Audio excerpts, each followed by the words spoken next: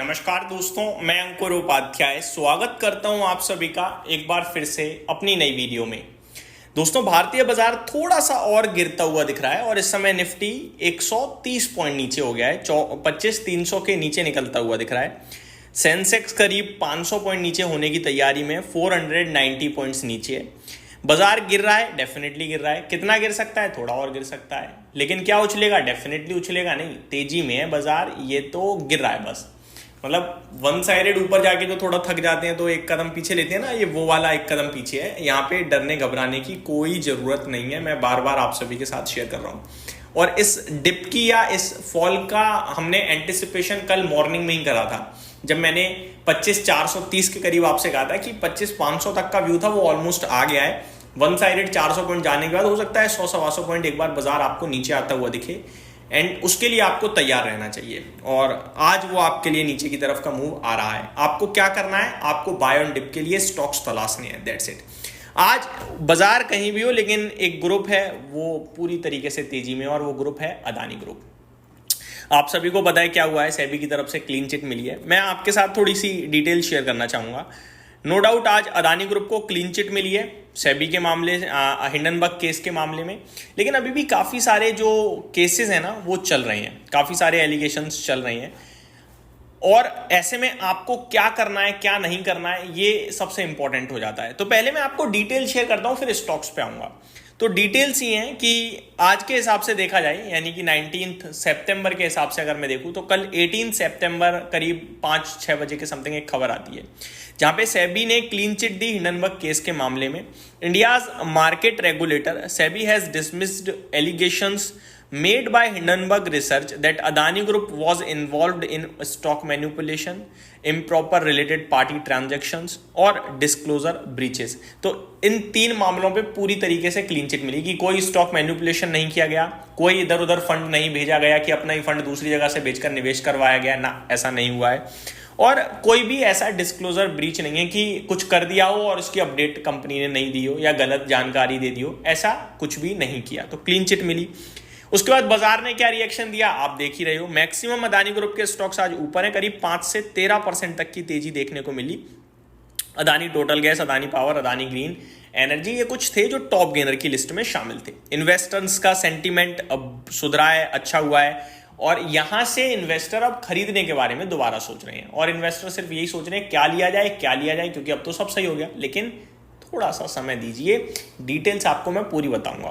तो अभी ना सब कुछ सही नहीं हुआ, अभी भी कुछ चीजें चल रही हैं जो धीरे धीरे सही होंगी, क्योंकि नो डाउट खराब तो कुछ नहीं निकलेगा, एक के बाद एक आपके लिए पॉजिटिव ही आएगा, बट कब आएगा वो किसी को नहीं पता।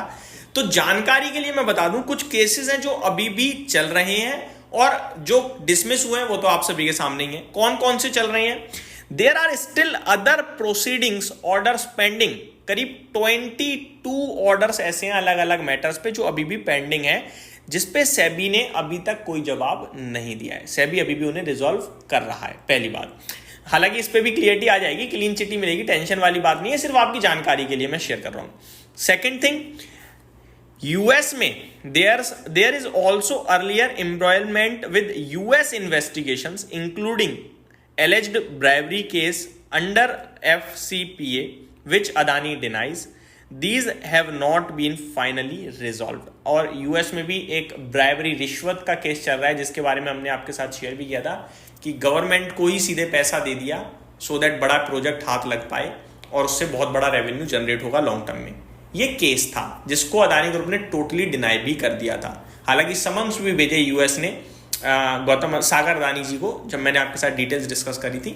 ये केसेस अभी भी ऐसे हैं जो गोइंग ऑन है, इन पे अभी तक कोई अपडेट नहीं है। बाकी सेबी ने क्लीन चिट, हिंडनबर्ग के stock manipulation, third party transactions और आप कह सकते हैं डिस्क्लोजर ब्रीचेस को लेकर पूरी तरीके से क्लीन चिट दे दी है। ठीक है, ये तो हो गया आपके लिए केसेस का मामला। अब कुछ अपडेट, कंपनी बहुत तेजी से आगे बढ़ रही है, ग्रुप इनफैक्ट अदानी ग्रुप को आपने रिसेंटली देखा, बिहार प्रोजेक्ट से मध्य प्रदेश, बिहार प्रोजेक्ट कह रहा हूँ, बिहार गवर्नमेंट, मध्य प्रदेश गवर्नमेंट से लगातार MOU या पावर परचेज एग्रीमेंट साइन होते जा रहे हैं, पावर सप्लाई एग्रीमेंट वगैरह।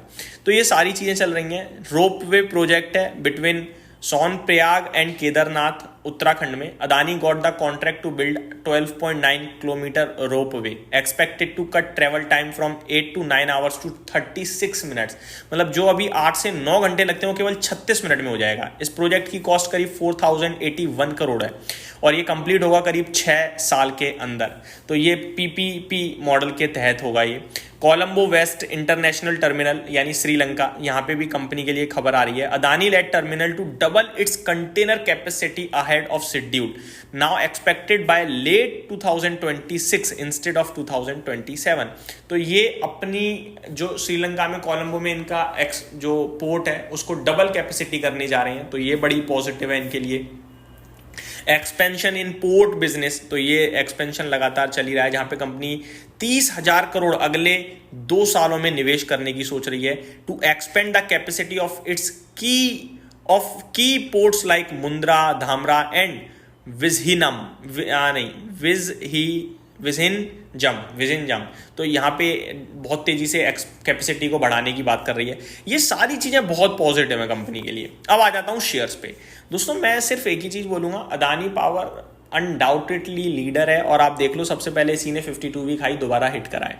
लाइफ हाई से भी ज्यादा दूर नहीं है, पहुंचेगा और मैं नीचे से इस स्टॉक के लिए आप सभी के साथ पॉजिटिव हूं और बुलिश रहा हूं। दूसरी तरफ मेरे को अदानी ग्रुप में जो पसंद है वो है अदानी पोर्ट, इसके फंडामेंटल फाइनेंशियल बहुत ही स्ट्रांग है। तीसरी तरफ अगर आप कुछ देखते हो तो फिर एंटरप्राइजेस भी ठीक ही है, वो पेरेंट कंपनी बन जाती है। मेरे को एनर्जी टोटल गैस का धंधा उतना समझ में नहीं आता बिकॉज ऑफ इट्स वैल्यूएशंस, और ये क्या है, चलते हैं तो वन साइडेड चलने लगते हैं, गिरते हैं तो वन साइडेड गिरने लगते हैं। मार्केट में इनका पार्टिसिपेशन इन्वेस्टर्स के बीच में थोड़ा कम हो चुका है, तो वो सारी चीज़ें थोड़ी मेरे को मतलब समझ में नहीं आती हैं। बाकी कंपनियां वो भी बढ़िया हैं, बट अगर आप थोड़ा सेफ और मतलब ठीक ठीक देखना चाहते हो तो पोर्ट्स पावर बेटर है। अंबुजा सीमेंट भी अच्छा है बट अभी वो थोड़ा सा डगमगाया हुआ है, बट ये सारे स्टॉक्स मेरे को ज़्यादा पसंद आते हैं। उम्मीद करता हूँ डिटेल्स पसंद आई होंगी। Thank you so much for watching this video. Have a great day guys.